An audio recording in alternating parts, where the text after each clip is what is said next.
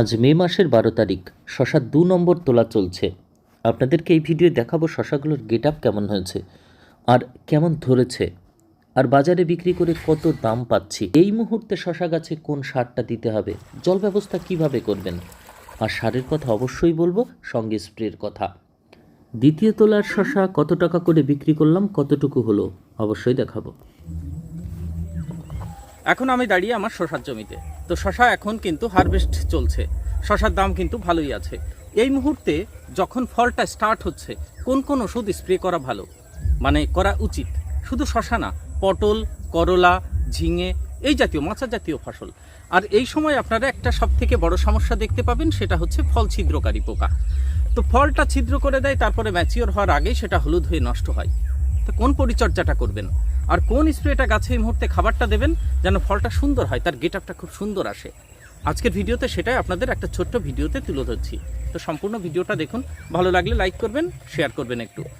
আর আপনারা দেখছেন চাষি ভাই গ্রিন ওয়েভে ফার্মার্স ক্রিয়েশন চ্যানেল, আপনাদের সঙ্গে রয়েছি আমি সুশোভন। যে সমস্ত চাষিরা আপনারা প্রথম চ্যানেলটা দেখছেন, আপনারা সাবস্ক্রাইব করতে পারেন, কারণ সবজি চাষের সমস্ত ভিডিও ধাপে ধাপে একদম সরাসরি পরিচর্যার কথা জমি থেকে আপনাদের সঙ্গে তুলে ধরি।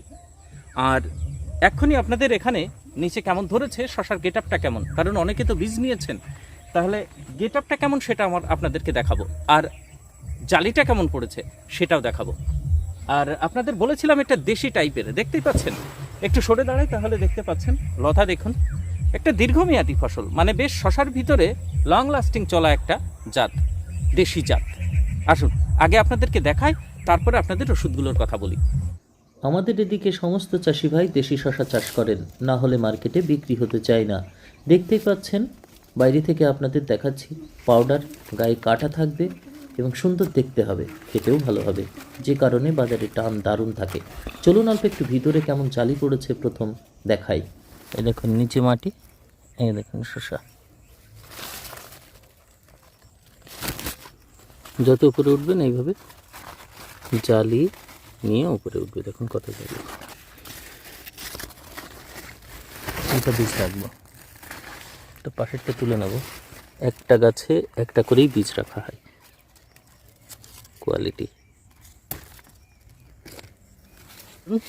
2 নম্বর তোলা দিচ্ছি, যেগুলো এড়িয়ে যায় সেগুলো এই যে পেকে যায়, তো এই শসার কোয়ালিটি তো খেয়াল করেছেন, কোনো বাছাই না, কিছু না, প্রত্যেকটা শসা মোটামুটি এই ক্যাটাগরির আছে। গায়ে পাউডার আছে, কাটা আছে, হালকা কালারও আছে, সবুজ কালার, আবার সাদা নিচের দিকে। তো এই কোয়ালিটির শসাগুলো নিয়ে আমাকে বাজারে দাঁড়াতে হয় না, নেওয়ার সাথে সাথে বিক্রি হয়ে যায়। আজকে মোট 81 কিলো উঠেছিল এরকম ফ্রেশ। আর যেহেতু দ্বিতীয় তোলা, সেই জন্য আপনার কিছু, এই যে এটা 15 কিলো মতো একটু মোটা হয়ে গেছিলো, সেগুলো 15 কিলো মতো উঠেছে। তাহলে প্রায় দেখুন 7 কাঠা জমিতে 1 কুইন্টালের কাছাকাছি। কত করে বিক্রি করলাম আসুন এবার আপনাদের ফর্দটা দেখাই। বাদশাহ দিয়ে 76 কেজির দাম পেয়েছি 42 টাকা করে, 3190 টাকা দাম হলো। আর ছাট 15 কেজি 15 টাকা করে। তাহলে 7 কাঠা জমিতে দ্বিতীয় দিনেই 3400 টাকার মতো বেচা কেনা হয়েছে।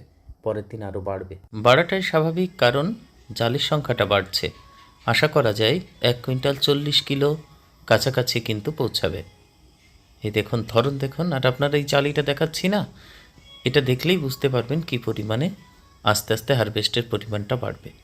তো এই জন্য আপনাদের যখনই শশা চাষটা করি, এই যে বীজ রাখা হচ্ছে, এই বীজগুলো দিয়েই আবার পরবর্তীতে চাষ করা হয়।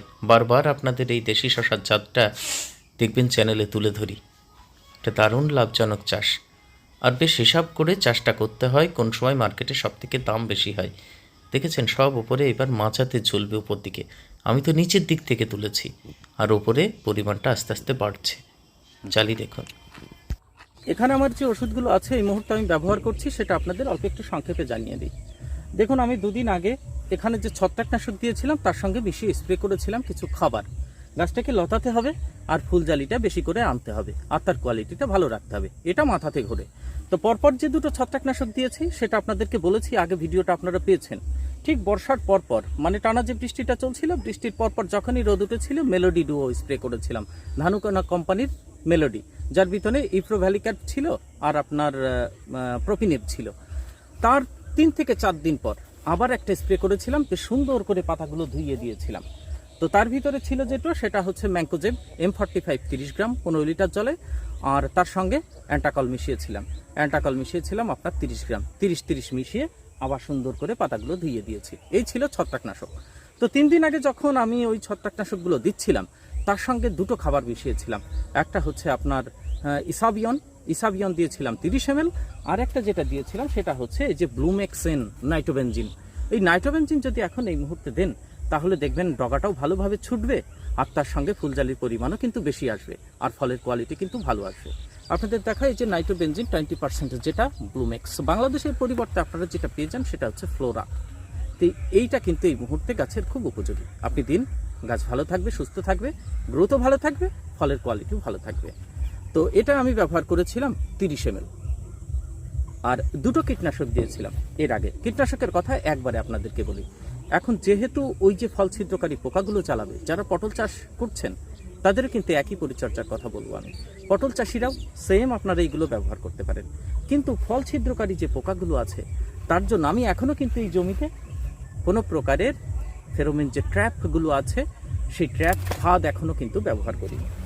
এই যে যেটার কথা বলছি, এই ফাঁদ ব্যবহার করিনি। যাদের অতিরিক্ত আক্রমণ আছে তারা কিন্তু এই ফাঁদ ব্যবহার করতে পারেন। তবে টোটাল 1 বিঘা জমিতে আপনারা 4টে থেকে 5টা ব্যবহার করতে পারেন। দেখবেন পুরুষ মাছিগুলো সব কিন্তু এর ভিতরে ঢুকবে, যারা ফল ছিদ্র করে পুরুষ মাছিগুলো সব এর ভিতরে ঢুকবে এবং মারা যাবে।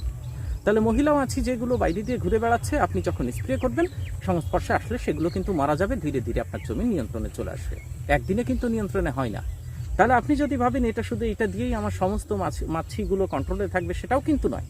তার সঙ্গে কীটনাশকও আমাদের স্প্রে করতে হয়। ভালো কীটনাশকের কথা বলবো, যেটা আমার জমিতে সমস্ত প্রকারের মাকড় থেকে শুরু করে সাদা মাছি, সবুজ টিয়া, তারপরে আপনার ফল ছিদ্রকারী পোকা, সবগুলো যেন কন্ট্রোল হয়। 2টো ওষুধের কথা আপনাদেরকে জানিয়ে দিচ্ছি। দেখুন সিমোডিস, এর আগে যেটা ব্যবহার করেছিলাম সিমোডিস, কীটনাশক পরপর বলছি, মোটামুটি 7-8 দিন আগে আমি সিমোডিস একবার ব্যবহার করেছিলাম, যখন প্রথম জালিটা স্টার্ট হয়, আর পাতা উল্টে দেখেছিলাম সাদা মাছি, সবুজ টিয়া, ছোট ছোট লেদা পাতা খাচ্ছিল, সেই সময় সিমোডিস দিয়ে ধুয়ে দিয়েছিলাম, সুন্দর কন্ট্রোল হয়েছে। তার 4-5 দিন বাদে ওই যে বললাম ছত্রাকনাশক দিয়েছিলাম, ঠিক সেই সময় 2টো জিনিস মিশিয়ে দিয়েছিলাম। সেটা হচ্ছে অ্যাসাটাফ বলে যেটা পাওয়া যায়, অ্যাসিপেট 75%, আর তার সঙ্গে যেটা মিশিয়েছিলাম সেটা হচ্ছে কিছু প্রফিক সুপার, 25 ml মতো প্রফিক সুপার। বাস 2টো দিয়ে দিয়েছিলাম। ভালো গন্ধ আছে তাতে, ফল ছিদ্রকারী পোকা, মশা, মাছি সবগুলো কিন্তু কোথাও আর কিছুই নেই। কেমন, কোথাও কিচ্ছু নেই, পরিষ্কার আছে জমি। এইবার আবার 2-3 দিন বাদে যেটা দেব, এটা কিন্তু খুব গুরুত্বপূর্ণ ফল ছিদ্রকারী পোকার জন্য। মনে রাখবেন, সিমোডিস যেটা দিয়েছিলাম সেটাতেও কিন্তু নিয়ন্ত্রণ হয়েছিল, তারপরে মাঝে একটু কম দামি একটা দিয়েছিলাম, আর এইবার যেটা সেটা হচ্ছে ইমিউনিট, এটা আমি দেব। এটা মোটামুটি আর 2 দিন বাদে দেবো। এখনও জমিতে তেমন কোনো আক্রমণ নেই। ইমিউনিট BSF কোম্পানির, এর ভিতরে 2টো টেকনিক্যাল আছে, আর এটা দিলে কি উপকার পাবে দেখুন। এর ভিতরে আলফা সাইপারমেথ্রিন, আপনাদের যে ভাইপার প্লাসের কথা বলতাম, সেই ভাইপার প্লাস শুধু আলফা সাইপারমেথ্রিন আছে। তো এই আলফা সাইপারমেথ্রিন ফল ছিদ্রকারী পোকার জন্য ভালো কাজ করে, তাহলে সেটা দেওয়া আছে। এটা 75% দেওয়া আছে এর ভিতরে আলফা সাইপারমেথ্রিন। আর একটা যেটা দেওয়া আছে সেটা টেফ্লোবেনজুরন। তো টেফ্লোবেনজুরন আর আলফা সাইপারমেথ্রিন, এই দুটোর মিশ্রণে এটাকে আরও শক্তিশালী বানিয়ে তোলে। ফল ছিদ্রকারী পোকা, সাথে সাথে পাতা খাওয়া যে পোকাগুলো আছে, ম্যাক্সিমাম উড়ন্ত পোকাগুলো এটা কিন্তু নিয়ন্ত্রণে আসবে। আর এর সঙ্গে যেটা পাতা খাওয়া পোকা, ফল খাওয়া পোকা, ছিদ্রকারী যে পোকাগুলো আছে, লেদা পোকাটাও কিন্তু মরবে। তার মানে এই ইমিউনিটি যদি দেওয়া যায়, তাহলে সমস্ত পোকাগুলোই কিন্তু একটা অলরাউন্ডার আপনার পারফরমেন্সে কিন্তু দেয়। জমিতে সমস্ত কিছুর বিরুদ্ধে কিন্তু এর লড়াই। সিমোডিস যেমন, এটাও তেমন। তাহলে দেখুন পরপর এই 3টে আপনারা দিয়ে দেখুন, আপনার জমিতে ওইগুলো আর থাকবে না। প্রথম সিমোডিস 15 ml দেবেন 15 লিটার জলে। তারপরে আপনারা যেটা ব্যবহার করবেন সেটা হচ্ছে আপনার অ্যাসিফেট, আর তার সঙ্গে প্রফিক সুপার। তারপরে আবার যখন দেবেন, সবগুলোর গ্যাপ আপনি 5-6 দিন গ্যাপ রাখুন। তারপরে দেখবেন এই ইমিউনিটি ব্যবহার করুন, দেখবেন আর থাকবে না। আর অতিরিক্ত আক্রমণ হলে এটা 4টে-5টা ঝুলিয়ে দিতে পারেন, আপনার ফসল টোটালি উঠে আসবে। সমস্ত ফলগুলো আপনি একদম ঝকঝকে পরিষ্কার পাবেন। আরেকটা কথা এখন জানিয়ে দেব, জল ভীষণ গুরুত্বপূর্ণ। কখনো জমি টানাতে যাবেন না। ফল দিচ্ছে, ফুল দিচ্ছে, এই সময় হঠাৎ করে যদি জল কষ্ট পায়, পাতাগুলো কিন্তু সব বসে যাবে, হলুদ হয়ে যাবে। তাহলে সবসময় জল আর একটা সার বিচ্ছিন্নভাবে গাছে খাবারটা যেন পেতে থাকে। দেখুন 7 দিন অন্তর অন্তর প্রত্যেকটা সেচে চাইবেন অল্প করে খাবারটা যেন আমি দিয়ে যাব। তাহলে গাছটা এইভাবে আপনি যতদিন ধরে রাখতে পারবেন ততদিন পর্যন্ত আপনার কিন্তু ফল দেবে। সারের ঘাটতি, জলের ঘাটতি হঠাৎ পড়লে গাছ কিন্তু রিভার্সে যাবে, ব্যাকে চলে যাবে, হলুদ হওয়া যেই শুরু করবে আপনি আর সবুজ আনতে পারবেন না, ফেরাতে পারবেন না, এটা মাথায় রাখবেন। ঘড়িতে এখন ঠিক 3টে বাজে, বাইরে ভীষণ রোদ। আজকে সকালবেলা যখন শশা তুলছিলাম তখন মাটিটা হালকা আমি ফাটা দেখেছি, মানে মাটিতে রসটা টান ধরেছে। এখন যদি বেশি ফেটে যায় তাহলে শিকড়গুলো ছিঁড়ে যাবে, পাতাগুলো হঠাৎ করে হলুদ হবে। তো জল দেব, কিছুদিন আগেই তো সার দিয়েছিলাম, 6-7 দিন আগে।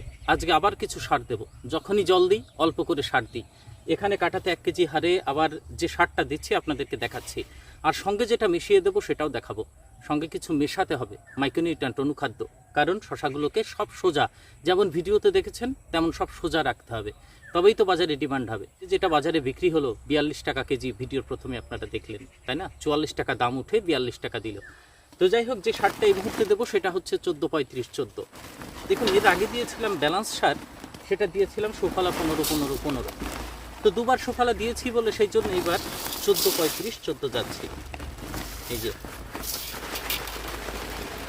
অল্প অল্প করেই ছেটাই, মানে কাঠাতে 1 কিলো হারে আপনি এখন দিয়ে যাবেন। আপনি যদি একটু ঘন ঘন, মানে প্রত্যেক সেচে অল্প করে সার দেন 7 দিন 8 দিন বাদে, তাহলে কিন্তু আপনার গাছগুলো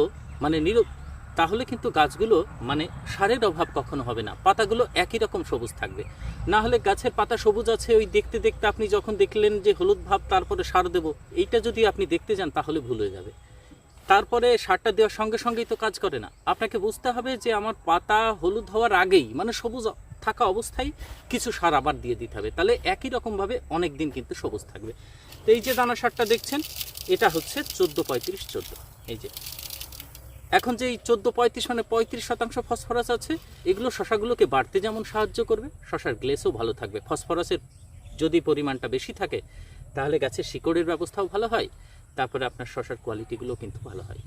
দেখুন, এই সময় 10-26 যদি দেওয়া যায় এইরকম রোদের ভিতরে, মানে এত তাপের ভিতরে, তাহলে গাছে এত পরিমাণ পটাশ এই মুহূর্তে কিন্তু দরকার হয় না। পটাশ দরকার আছে কিন্তু অত নয়।